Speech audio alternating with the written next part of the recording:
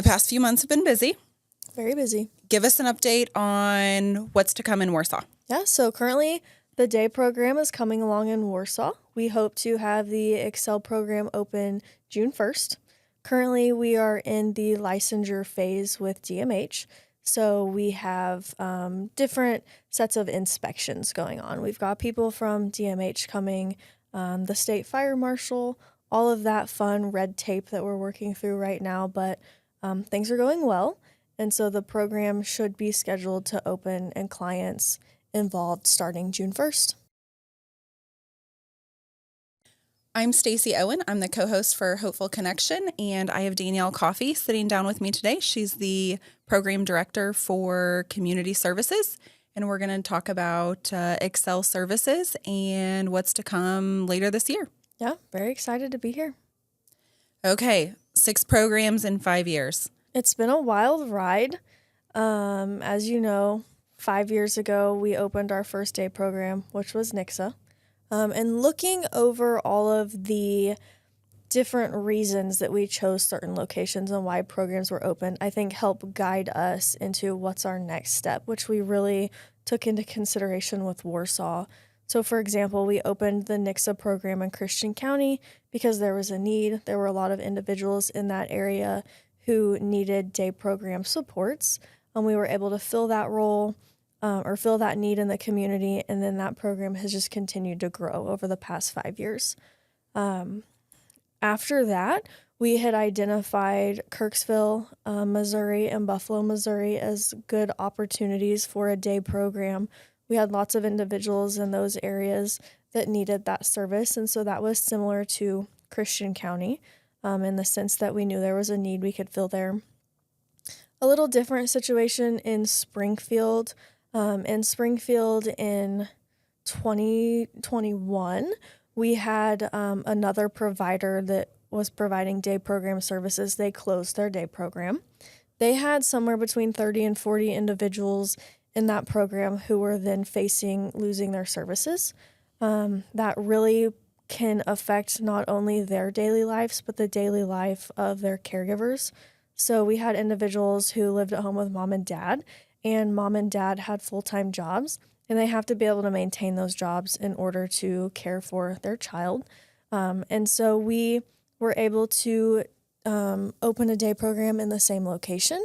A lot of the same individuals attended, which was really nice because they were in the same place, they had the same friends, so we were able to maintain that stability for them, which was really awesome. And then that was all in 1 year, which was crazy and a lot of fun. Mm-hmm. And then after that, it was Willow Springs. So that was a rural area, not a lot of services in that area, and we were able to fill a gap there. And then Warsaw came about. So we have 5 individuals currently attending the Buffalo program. We're able to identify they're traveling a long ways from Warsaw area to Buffalo. They're spending a lot of time in the vehicles, which is not ideal. It takes away from, their evenings and their mornings, and we don't want that. And so at this point, we have enough individuals who would really like to have a day program closer to their community. So we were able to find that location in Warsaw, working through getting it licensed, and those individuals will be able to maintain relationships with their peers in their current program while also transitioning back into their own community. Yeah. So let's talk about the location. I think we hit the jackpot on the location. Tell me how you feel like we'll be able to best utilize that space. I love this space. It's so big, which is a great asset to a day program because it provides a lot of space as far as different areas and different rooms in the program where we can provide structured activities. For example, we have the kitchen. That'll be a great place for cooking, cleaning, those kinds of things. We'll have an area set up for a game room. Individuals can go in there and they can play either board games or card games or shuffleboard or whatever that looks like for the day. We'll have a different area for arts and crafts and those kinds of things. We'll also have multiple conference rooms and office spaces so that other employees within the organization and even the individuals' teams can come meet in the program. So that will help integrate team members into the program, interacting with their individuals and being able to see them more often. So I know I'm a little bit on the outside of the day program. You're in it day in and day out. What some of the structure in that has changed? Tell me what the structure of the day program looks like at this point as far as staffing goes. Yeah, so as far as staffing, DMH requires no more than 6 clients per 1 staff member. We like to keep that more around 4 individuals per staff member. And when we're sending groups out in the community, we like to send at least 2 staff with them so that there's always 2 staff present. And being able to keep that ratio around the 4-to-1 allows us to provide a bit more of an individualized service. And so we're able to structure the program really around the goals that are in each person's plan. So sometimes it's cooking goals, sometimes it's just independent living can be pretty broad. So that may be cooking, cleaning, budgeting, those kinds of things. And we're able to work our activities around that. So the structure of each program is similar in the sense that everybody's there, 8:30 to 3:30, but it's also different because we're able to tailor what the schedule and the calendar looks like based on the needs of the individuals. Okay. So Warsaw is a community that we've been in other services, but we haven't had a day program there yet. The community is super inclusive of our individuals and of service providers. How do you feel like we will fit into that in the Warsaw community? We're really excited to be a part of the Warsaw community as far as the day program. We are really excited to work with local businesses, and not only in Warsaw, but Lincoln, Sedalia, other surrounding areas as well, where we will be in the community and out and about. And so we're really excited about that. The community is very welcoming. I think they're just as excited to have us as we are to be there. And so we have a great support system as well from the teams of the individuals. So these individuals, they live in the community. They're familiar with it. They have tons of ideas already on, we want to go here and we want to go here, which is super helpful. And we love to give them those opportunities. And so we can work that into the schedule as well. Their homes have ideas. The support coordinators have lots of ideas, and it's just a really great environment as far as the teamwork and collaboration that goes on. So I know when I come to visit the day programs, everyone's having a good time. There's so many activities and outings occurring every single day. What does a typical day look like for those individuals? Yeah, so the program is structured around 3 different elements. So the first being community integration. So we want to be out in the community as much as possible. Our other programs are in the community a minimum of once a day, but usually we're out in the community at least 2 times a day or more. And we have different groups that may go on different outings based on the goals in their plans or their interests.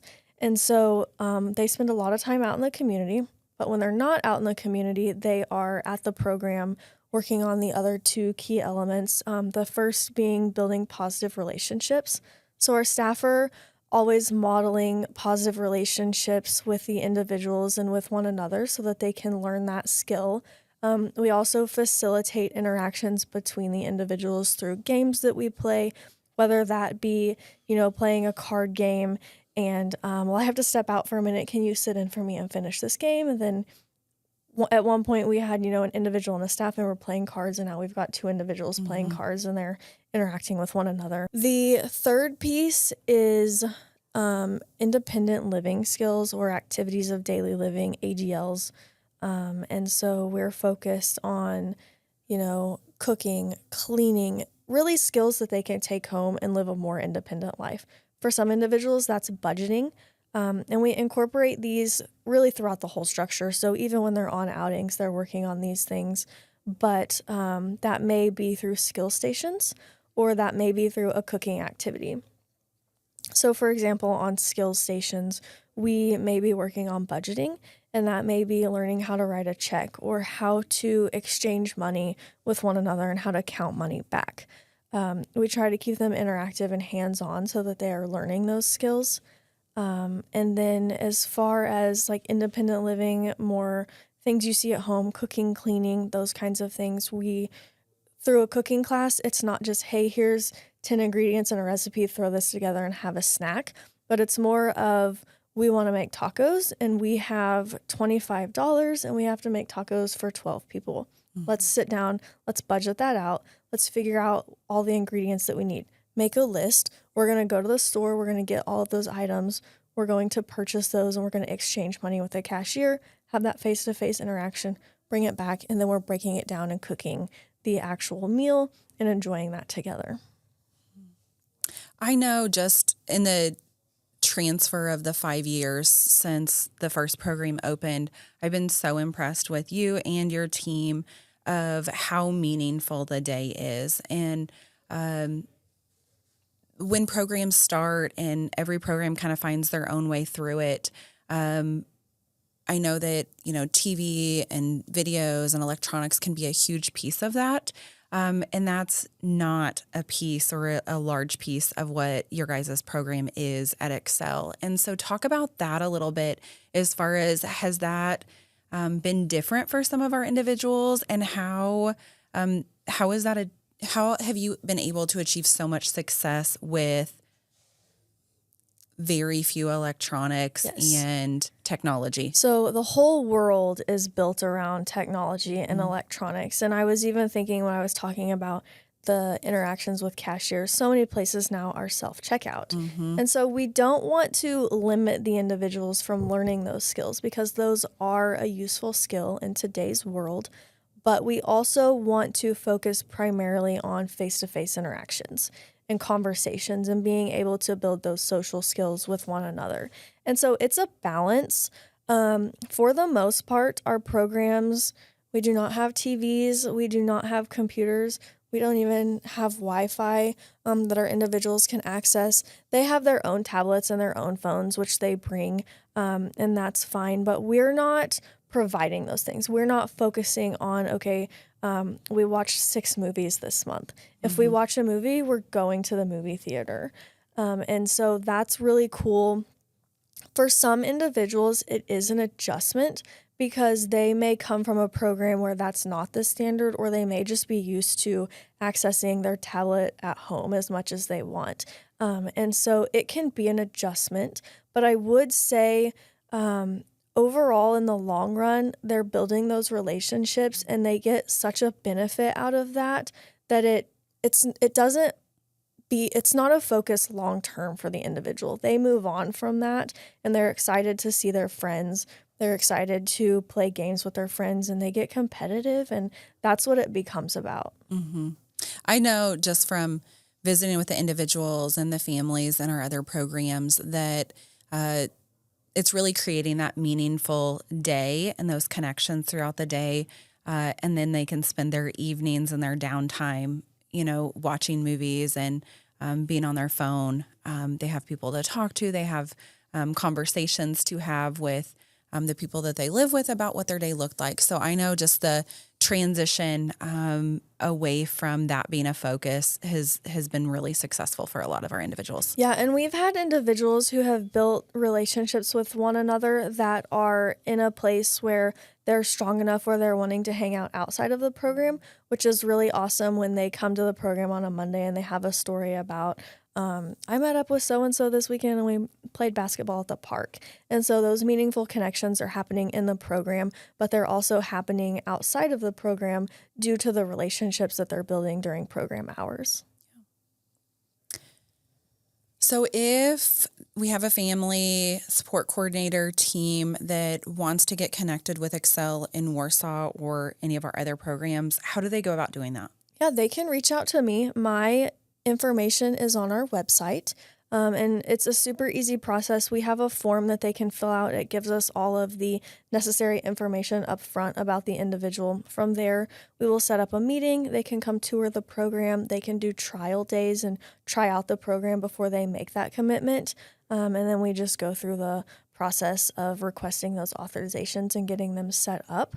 And I would say the same for local businesses in the Warsaw area, Sedalia area, Lincoln, any surrounding areas of the Warsaw area. We want to be connecting with local businesses on opportunities that we can provide to our individuals, but also ways that we can give back to the community. So we are always looking for volunteer options for our clients as well. They love to volunteer, and it teaches them so many valuable skills. So if they could reach out to me as well, they can find my information on the website and we can touch base and go from there. So what's next? What has to happen between now and when we're set to open this summer? So right now we are continuing to work through those inspections. We had our first visit of 3. So the next one is scheduled, and then hopefully we'll breeze through those inspections and everything will be great. If not, I think that we have a little time worked into where I don't foresee us being pushed back at this point past June 1st. So once we have that final inspection scheduled, we will set up what we call an open house so that individuals who are transferring to the program or just people who are interested in their team, their family members, people in the community who are curious about the program, they can come visit, they can come see it for themselves, and we can continue building those connections. Danielle, thanks for taking a minute to sit down. I know you have lots to get back to, day program teams, inspections, all of those things. Any questions or comments before you get out of here? I don't think so. We're just really excited to get program number 6 open and running and move on to the next big thing, whatever that will be. Yeah. Okay. Thanks for having me.